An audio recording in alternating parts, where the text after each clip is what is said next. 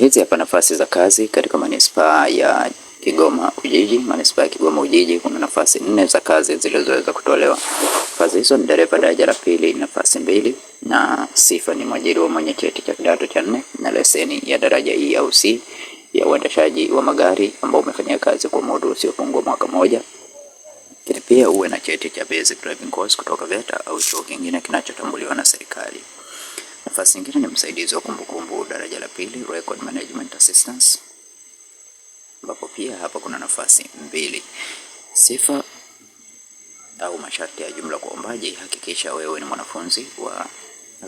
ni raia wa Tanzania, usiozidi miaka 45. Hata hivyo, kwa nafasi za ndani ya taasisi za kijeshi, waombaji wa nafasi zisizo za shahada wasizidi umri wa miaka 25 na wale wa shahada wasizidi umri wa miaka 30.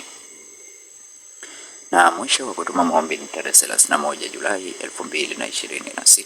Kumbuka kuambatanisha barua yako ya maombi ya kazi iliyosainiwa, na barua hiyo ielekezwe kwa mkurugenzi wa manispaa, halmashauri ya manispaa Kigoma Ujiji, SLP 44 Kigoma.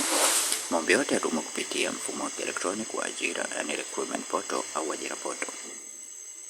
Hata hivyo, maombi yatakayowasilishwa nje ya utaratibu huu hayatazingatiwa kabisa.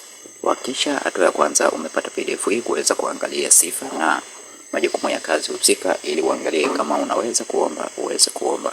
Lakini pia kupata PDF hii, join katika grupu letu la WhatsApp, link nimekuweka katika description ya video hii. Na pia hakikisha umesubscribe channel hii, like video hii na share video hii kwa wengine wengi zaidi. Asante na karibu, tukutane tena katika video inayofuata.